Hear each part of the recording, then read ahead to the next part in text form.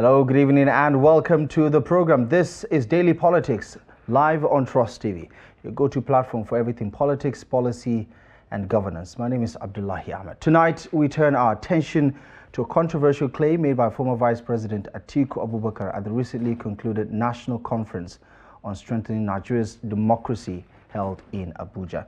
The former Vice President, who was the PDP's presidential candidate in the last two elections, alleges that the opposition party leaders confided in him that they each received 50 million naira from the Tinubu administration. However, he provided no concrete evidence or names to support this claim. The ruling APC and some opposition leaders have since dismissed this allegation, challenging the former vice president to substantiate his claims. Now, this comes amid growing concerns over the weakening influence of political parties plagued by internal crisis and a fading commitment to ideological governance. To help us analyze and navigate some of these issues and the broader implications on Nigeria's political landscape, we're joined by the national chairman of the Inter-Party Advisory Council. Yusuf Dantalle is joining the conversation tonight on the program. Mr. Chairman, as always, a pleasure. Thank you so much for joining us on the program. It's good to see you. Welcome. Good evening, my brother. Right. He didn't say anything about IPAC, but you are the one heading the Inter-Party Advisory Council. Are you a beneficiary of those 50 million naira largesse that the former vice president is talking about? Thank you. Just the same way you had on the in the news, that is how we saw it, and it is embarrassing, though, that a former vice president would make such claims. But he could be right, because at his level and his status, he has information that might not be available to some persons. But today we have 19 registered political parties. And for the 19 political parties, and the claim is against the APC, I cannot point to any party that is involved in such. I do not collect, and I don't know who collect. I don't know who gave. So, but it will be better if he come out, okay, so and so and so collected so. You understand? At least with some empirical facts. Because today, you have people who disguise as party leaders. They could be maybe factional leadership or political parties, although they do not even exist, because we have seen situations where somebody will go and claim that he's a member of this party, this position, or people have even gone to the extent of opening bank accounts in the name of political parties. Then afterwards, it will be discovered that these things were done with criminal intention. But as far as I know, as IPAC chairman today, I am not aware that any political party collected any 50 million naira from anybody. And outside is even insultive. Well, how much is 50 million?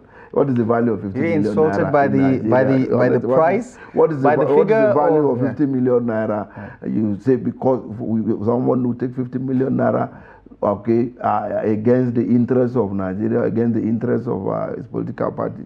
I don't really see any national chairman today that cannot afford that. I don't see it. It's insulting, sincerely. Yeah. I don't know who he's talking about. But if he had come out, if he, mention or even say something that will give a lead to what we are talking about. But I mean, he was quite specific about 50 million. So it's safe to say that maybe he got some information that you may not be privy to. But that is why I said he might not be lying. But under my watch, as the IPAC chairman, I am not aware. I don't know who collected. I don't know who gave any. If he has the facts, let him present it to Nigerians. Right. So at least if one or two. Do you think it's within the realm of believability that this could happen? Is it not possible that everything is possible in politics. Everything is possible. Okay? There are people today who are in court over things they know nothing about. Maybe offenses committed by another person, maybe because they were there for something that is not, that have no direct link to the person. People have gone through So the same thing. So it is possible that some persons have. But for the political parties that I know, today, I am not aware of who anybody giving out money to anybody collecting. I didn't collect. I don't know who collected. So, and if at least you can to challenge my claim, you can provide evidence. Right. Even if you are not bringing it out directly, you can throw it out somewhere. And okay, this person that was lying or that person that was denying on behalf of this is my evidence. It's simple. We see. I mean, we'll take a look at PDP's political history, their antecedents, right, from 1999 to 2015, and the APC's antecedents also most recently.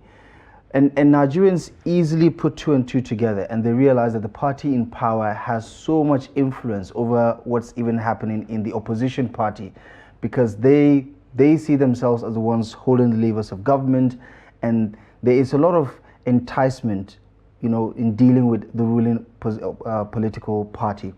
Give me a sense of what you make of the relationship between opposition parties and the APC, which has been, to say the least, the beneficiary of all the defections that we've seen since the Tinubu administration came to power. I didn't understand your question. Yeah, I'm saying, how would you categorize the relationship between the ruling APC and the opposition party, especially in light of the defections that we've seen right now, where people are moving out from the NPP, from the Labour Party, from the PDP, and are only going in one direction, to the APC? Thank you. I won't answer your question directly. People join politics for various reasons. Some people join politics because they want to capture power. Some people join politics because they want to negotiate. Some people join politics because they want to make money. Some people join politics because they want to enrich their political CV and otherwise, and other reasons that I might not can't say. So if people are defecting, they have their reasons for defecting. But we at IPAC, the political class, we are working on seeing that the gale of defection is reduced drastically, if not stopped. And how do I mean? That when you win election on the platform of any political party, because votes belong to political parties, not the individual. In most of the cases that have been interpreted up to the Supreme Court. So if the votes belong to political parties and you win under the platform of that political party, if you are leaving, you leave the party's property behind, and go and win contest your election or test your popularity on another platform that you want to go. But you cannot take what belongs to Mr. A to profit Mr. B. So yes, it is an aberration. You have seen a lot of litigations going on up and down. Okay, the conditions that are supposed to qualify real defection and not real defection. So the ambiguity or in this situation, we are trying to see is part of what we have when we had interaction with a National Assembly joint a committee on Electoral Act and Constitutional Amendment, is one of the key proposals that we have made. That if you defect, you forfeit whatever you got from such political parties. Right. And in talking about, in qualifying the kind of relationship we're seeing between the ruling party and the opposition parties, talk to me about this idea behind the destabilization of the political parties. We're going to play a short clip very soon where the recent conference that was put together talking about the strengthening of Nigeria's democracy shed light on what has been the practice, what is currently being experienced in some of the key opposition parties like the Labour Party and the People's Democratic Party, for instance, where some of the speakers made the connection between how there is a targeted attempt to destabilize opposition parties so that the ruling party can have an easy ride come elections in 2027. What do you first of all make of those accusations, and what is your understanding of the nature of these destabilizing factors? Yeah, there are some scholars define politics as war without bloodshed. Some say it is who gets what, when, and how. Okay, so let me stop at that. You're saying it's nothing unusual. Fine. Now, if you are fighting a war, or even if you want to consolidate your power, international politics, you see countries embarking on espionage. Even in Islamic history, in biblical history, for we to win war, National Chairman, that's a very cynical view of it. I mean, it's politics. No, it's about governance. I'm laying the foundation. Right. I'm laying the foundation to this.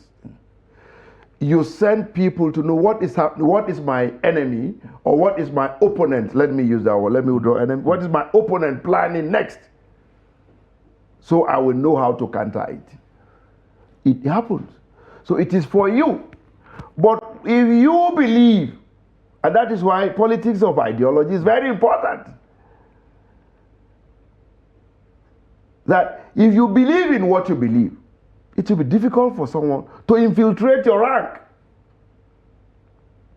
Nobody is beating anybody. Nobody is fighting anybody.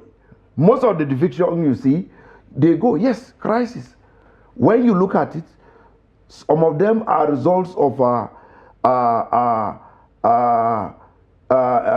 the political party not keeping to the terms or the prescription of their own internal or their constitution. When you want to circumvent the constitution of your political party, or somebody want to lord over the other, and then this takes us to the issue of our godfatherism, and this also takes us to the issue of the lucrativity, the influence of money in our polity. That do we, those who seek political office in Nigeria, do we really go to serve the people because we want to serve, because we want to give dividends of democracy to the people, or because we want to serve our interests and those of our friends and families? If not, why would you want to kill? Why do you want to cause commotion? Why do you want to cause trouble? In Nigeria, people don't resign when in other democracies or in other maybe advanced societies, you see people, when you are found wanting for something, even if it is not directly, but as long as it happens within your own domain, your own maybe the institution that you oversee, the head resigns. But it doesn't happen here. Why? Because it must be a do. I either do it or nobody.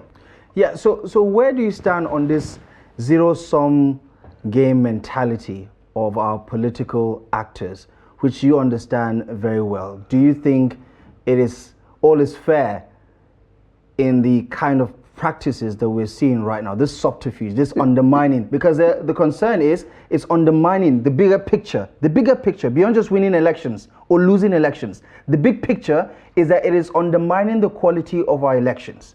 It is undermining the quality of our democracy, ergo undermining the possibility of attaining good governance.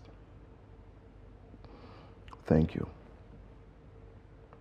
Winner takes all, loser lose all. Zero-sum game. If you are in, you are out. If you are in, everything is okay. But if you are out, everything is bad. If you come into the same system that you say is bad yesterday, it is good. If you saw how you go out again, it's bad. This still took us back to the issue of why do we even seek political office in Nigeria? Why? Is it for the people? You are a Nigerian. You are from a local government. You are from a senatorial district. I don't know where your state is, but what is happening, does it reflect? Is it a reflection of what the people, a reflection of democracy or giving back to the people? It's not that everything is bad all over. we have very good people. We have very good people. But the majority, that if I take it, it's about me, it's about my party, it's about who believe in me. So we are not able to separate politics from governance. So even if you have the best idea to contribute to the system, it's not a member of my party. Yeah. So going now, back to the Obasanjo days, Chairman, we saw the government of national unity. Even the Tinubu administration is trying to. I'm still going somewhere. Yeah, I just wanted to land on this particular point, right? About the overall benefit of this political culture that we're experiencing in Nigeria. Is it healthy? It is not healthy. It is not healthy. It is not healthy. And that is why we should be able to separate governance from politics. Yes, you fought for political office, a winner emerged. Fine. Bring the people together. Nobody is saying you should hand over your position. Nobody is saying you should hand over your power. But why did the person why was he seeking for political office? He could have some ideas that will help you. So we should be a bit open. We just launched a book about the evolution of political parties in Nigeria today, and that some of these things are captioned in the book. And some eminent persons who spoke, they made some wonderful suggestions. Some people suggested why we need we need to school, we need to educate those who seek political office. You must pass some basic, there should be an electoral school, okay? That you must pass some basic tests, not just because somebody have the capability of wearing agbada, or he has the money he could afford to pay, have his way to get security personnel to follow him and blow siren here and there. The mental state of the person, the capability to manage that office that he's seeking. Where is he from? What is his pedigree? Now, it's one of the suggestions we made too. Today, your station here, you are here, somebody come here for seeking for employment appointment. The first question: what is the level of knowledge? Maybe a minimum of minimum of a university degree or masters. Go. You go to bank. You say, I know you must have this with 4, 5, 7 years of experience. But you want to go, you want to see political office. Governor.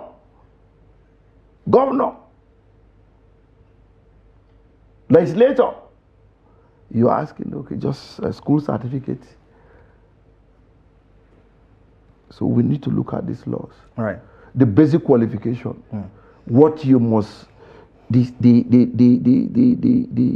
standard is very, very low, and right.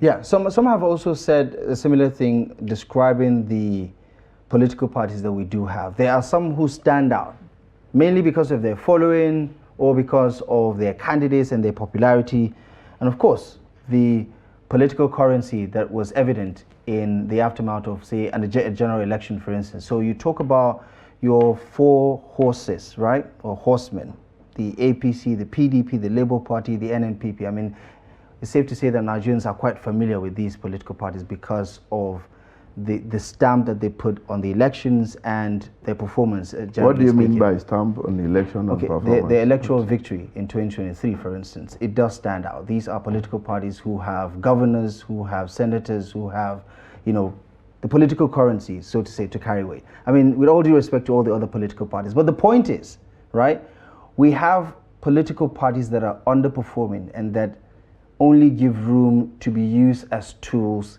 in this conversation about developing our political tradition, our political development. Talk to me as the IPAC national chairman, where you stand on what these 19 political parties are actually bringing to the table, especially if you remove the 4 major ones that almost everybody knows. No political party is major in law.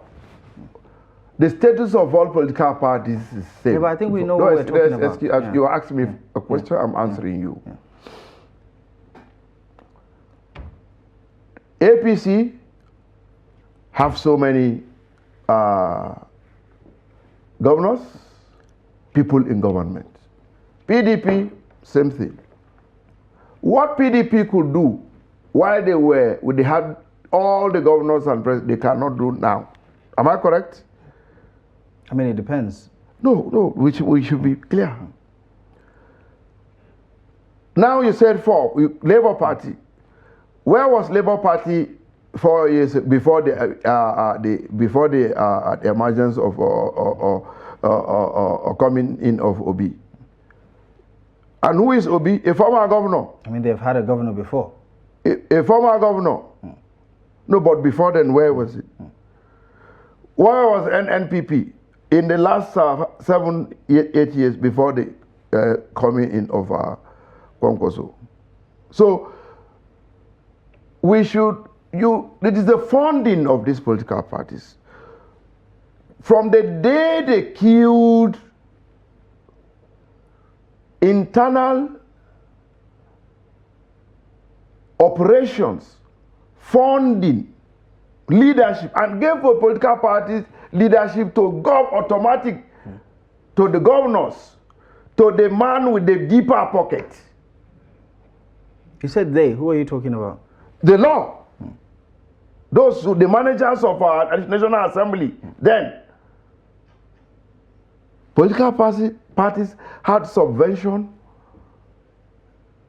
You could modify this. It's part of one of our suggestions. We pray they look at that angle.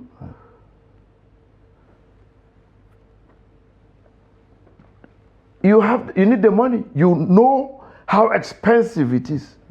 So money plays so much role in our political life, and it is bad. It is dangerous. So we must look at this. But there is something you are not, I think I have to bring to your knowledge. Political party must not win all elections. We have elections from the national. Yeah, but with all due respect, Mr. Chairman, there are parties who have never won anything. Excuse me, you are not a political party manager. I'm talking about results. Let me talk to you. Yeah, please. We have 2 constitutionally established bodies for the conduct of election. We have INEC. We have State Independent Electoral Commission.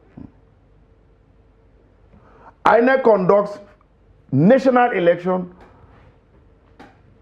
SIEC conducts state election. But somehow, anachronistically, INEC conducts some state election like State House of Assembly.